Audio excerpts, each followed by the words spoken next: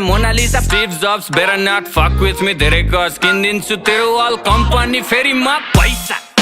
तसँग पैसा मसँग पैसा तसँग पैसा मसँग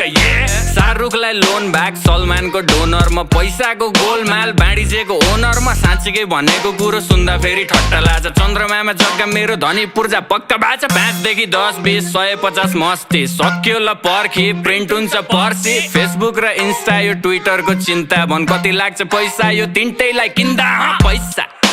तसँग पैसा मसँग पैसा तसँग